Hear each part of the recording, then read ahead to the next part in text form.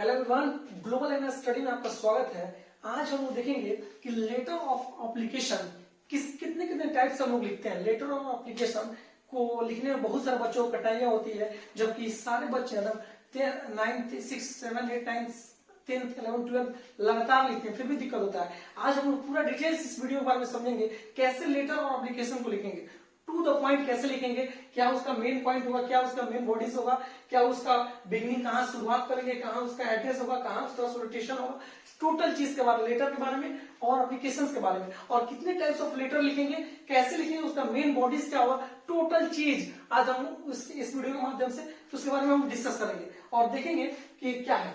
देखिए, सबसे पहले हम लेटर यानी फॉर्मल रिप्लाईज, यानी फॉर्मल रिप्लाईज मतलब होता है लेटर ऑफ एक्सेप्टेंस एक्सेप्ट। यानी मान लीजिए किसी आप दोस्त के पार्टी में जा रहे हैं, उसको अगर आप किसी होस्ट से बोल रहे हैं, आप उसके लिए जो आप लेटर लिखेंगे वो कैसे लिखेंगे कि हाँ मैं पार्टी में आ रहा हूँ। और पार्टी में जा रहे हैं तो उसके लिए क्या लिखेंगे, और नहीं जा रहे हैं तो जवाबी पत्र यानी रिप्लाई रिफ्यूज, यानी रिप्लाई रिफ्यूज डिक्लाइन लेटर, यानी जवाबी पत्र। अगर नहीं जा रहे हैं उसके पार्टी में तो क्या लेटर लिखेंगे उसके लिए कि नहीं मैं यार या दोस्त मैं फ्रेंड मैं दोस्त मैं नहीं आ रहा हूँ, उसके लिए क्या जवाब देंगे। देखिए, लेटर ऑफ यानी फॉर्मल रिप्लाईज, फॉर्मल रिप्लाईज में क्या देंगे, फॉर्मल रिप्लाईज में क्या देंगे, लेटर ऑफ एक्सपेंस एक्सेप्ट यानी स्वीकृत पत्र, और रिप्लाई रिफ्यूज डिक्लाइन लेटर यानी जवाबी पत्र।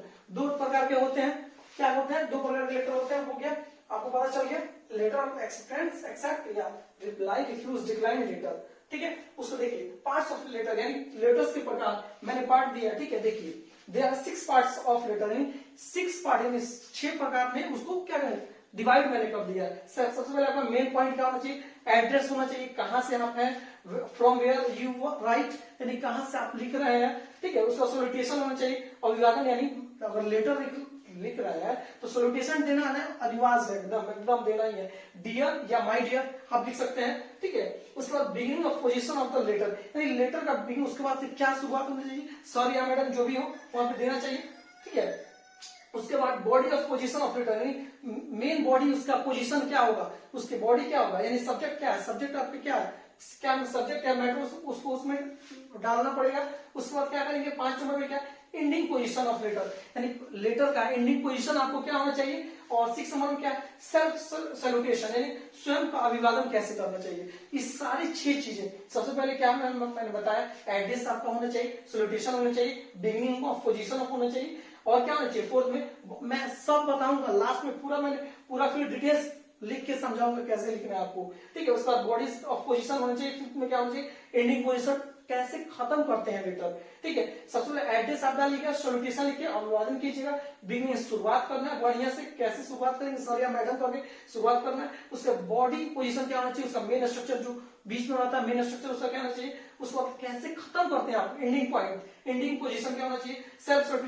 सैल्यूटेशन, सेल्फ सैल्यूटेशन यानी आपका अभिवादन लास्ट में क्या होना चाहिए, लेटर के लिए था। अब हम देखेंगे फॉर एप्लीकेशन, एप्लीकेशन के लिए क्या करना चाहिए, सबसे पहले टू, तो जनरल आपको पता ही है, टू द हेडमास्टर या हेडमास्टर या प्रिंसिपल, किसी के पास आप लिख रहे हैं वैसे लिख देंगे, जहां से आप लिख रहे हैं उसका पता, एएन कॉलेज जैसे कोई भी आप अपने यहाँ का पता डाल सकते हैं, कहीं से भी जहां से आप बिलोंग करते हैं वहां का पता डाल सकते हैं, एएन कॉलेज पटना। ठीक है, उसके बाद सेकंड नंबर क्या होना चाहिए, डेट आपको देना चाहिए फॉर एप्लीकेशन के लिए। उसके बाद डेट डालिए, उसके बाद सब्जेक्ट यानी सब्जेक्ट में आप क्या लिख रहे हैं, किस वजह से, यानी बीमारी के प्रिंसिपल पर लिखते हैं, जनरली लोग लिखता है लीव फॉर 4 डेज या 10 डेज, यानी बीमारी के समक्ष या कुछ काम के कारण आप छुट्टी लेते हैं। उसके बाद पोजीशन क्या होना चाहिए, बॉडी बिगिनिंग पोजीशन क्या होना चाहिए, शुरुआती सर या मैडम करके। उसके बाद क्या होगा, लास्ट में क्या, योर फेथफुली या योर ऑब्डिएंटली, आपका आज्ञाकारी छात्र या आपका आज्ञाकारी छात्र नहीं। ठीक है, और एक सबसे सुंदर मैंने नोट लिखा है। ठीक है, देखिएगा